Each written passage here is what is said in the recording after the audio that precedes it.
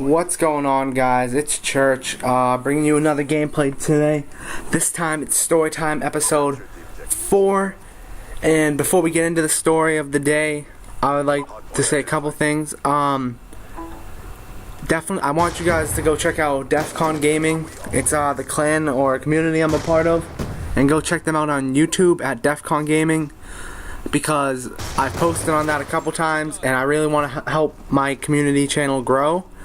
So go check them out, watch all their videos, subscribe to them, comment on them, and if you like what you see, I know a lot of the videos will say it, go to DEFCON, or I think it's forums-defcon.com to get to the main website and follow the thing, sign up, join, put me as the referral to joining, put me as it. Definitely go join it if you want to. I don't know how many of you aren't in it or are in it or whatever, but if you're not, definitely go check it out. Go check out the YouTube channel, join the community, and it's a good thing, good group of people, really fun, a lot of events and things. So there's that. Second of all, I haven't been saying this in any of my videos, but I do have a Twitter. So if you want to follow me on Twitter and see all these updates, see things that I'm posting, see things that happen that I'm just going to randomly post, like in school and stuff, because you know what, school's stupid and I don't want to focus. My Twitter account is at @tizchurch, spelled exactly like my channel, uppercase T-I-Z _ uppercase C-H-I-R-C uppercase H. That's the Twitter, so like I said, follow it, check out what I have to say, look at the things that I'm posting. I'll tell you when a new video comes out. If you're not watching the YouTube, like, subscription things get emailed to you, or you're not on YouTube and you see the number next to my account saying that I posted. So there's that. And then another quick thing is, I know I'm a sniper now, sniper channel, so I think some of you probably are snipers. Just look forward to a new RC from FaZe called Phase 1, where there's, from what I understand, it's an invite only, and only the top 100 who were in the top 100 for Phase 5 are invited back, and they're going to be making 2 teams of the players, and that those 2 teams are going to make a montage as a group from all the players from top 100. They're going to go for new shots and everything, and this one's for Advanced Warfare, and then on each team they're going to make a montage, and after they make the montage, the leadership is going to pick one team. At least this is what Banks says he wants it to be. I'm not sure if this is actually going to be the set format of it, but there's 2 teams making a montage. Leadership picks which montage they think is the best.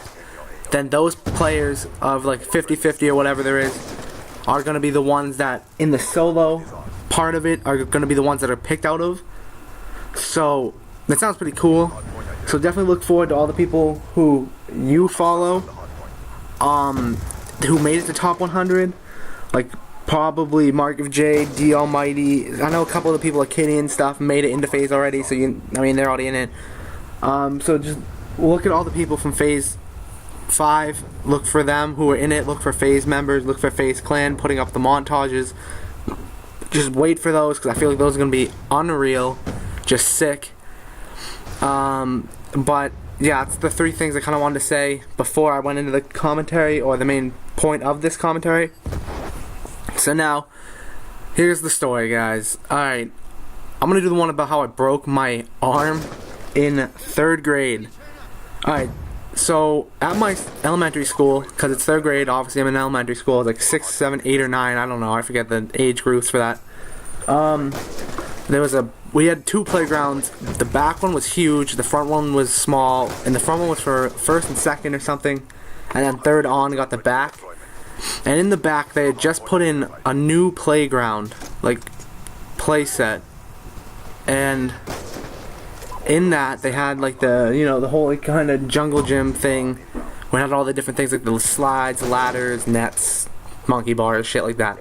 And they had these little like lily pad things that were like in poles. I don't know if you ever seen like little circular platforms, and I was on those, and in school we would be on those. Me and my friends, all the little kids, would go on those and try and jump from them to like the side rails that hold the like individual bar handles for the monkey bars, And when doing that, you would jump to them and grab those bars, and you would just dang there or swing off and do like a flip or whatever, whoever could, because kids did gymnastics and shit like that. I was not flexible or had any skill of the sort to do that, so I just kind of grabbed it and fell off.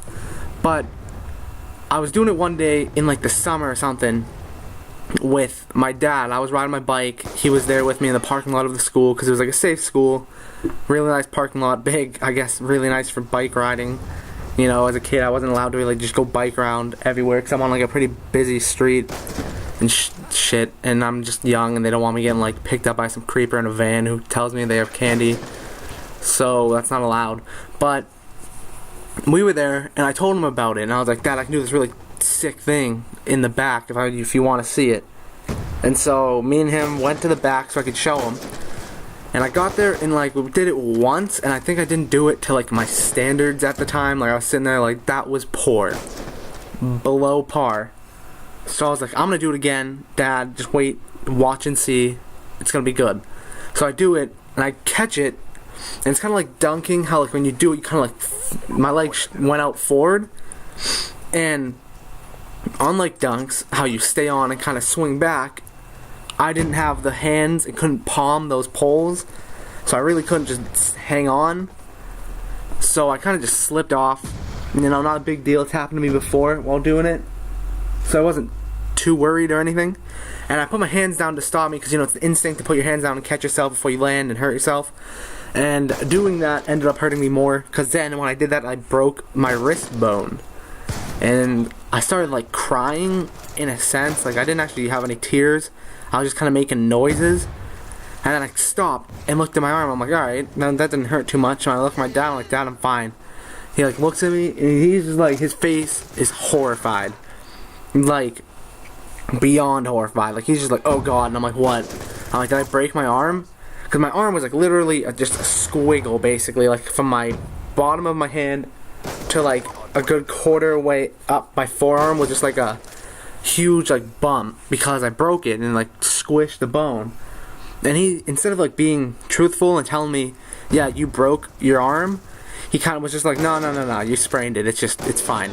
So I was kind of like, oh, alright. And then I'm like, okay, let's go ride our bikes back. He's like, no, I'll just throw you in the car and we'll go.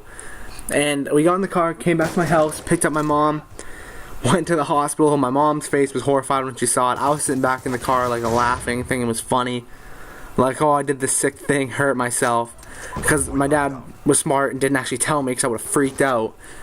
But then, you know, the charade had to end when I got to the hospital, and they had to tell me, you broke it, time to take x-rays. Gave me a huge shot, which hurt like a bitch. Like, not gonna lie, like I hate shots to this day. Like I refuse to get them sometimes, because I just can't do the needles.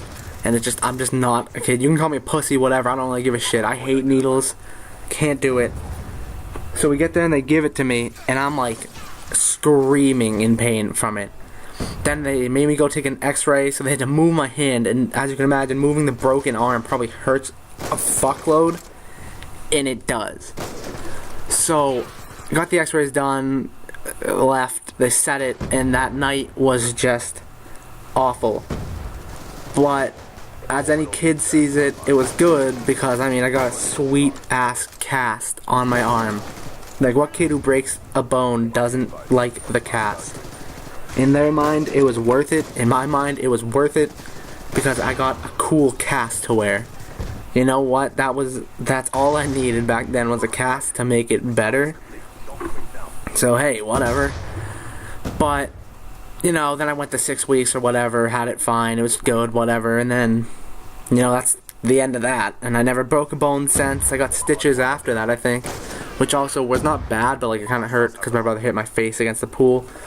But maybe I'll go in depth on that another story, probably not. But anyways, so that was the story, guys. I know it was kind of short and I had the other things in the beginning. Still hope you enjoyed it, because I know people like the story time. So let me just reiterate things really fast. Go to DEF CON YouTube and check out DEF CON Gaming channel. You'll see some videos I've posted. I think I've only posted like one with talking in it. The other two are like nothing, just that. So check out DEF CON, join DEF CON, whatever, you can see it there. Follow me on Twitter at tis_church, spelled just like the YouTube channel. And as always, guys, leave a like, subscribe, comment what you want to see, and all of that jazz. And seriously, do comment. I've had a couple people commenting and I like it. It's fun, nice to see. So comment, guys, and like the videos, all that. Subscribe. Just gonna keep saying subscribe because I want you to subscribe really bad. And my phone just went off, so I guess that's a good point to stop. So I'll see you guys all later.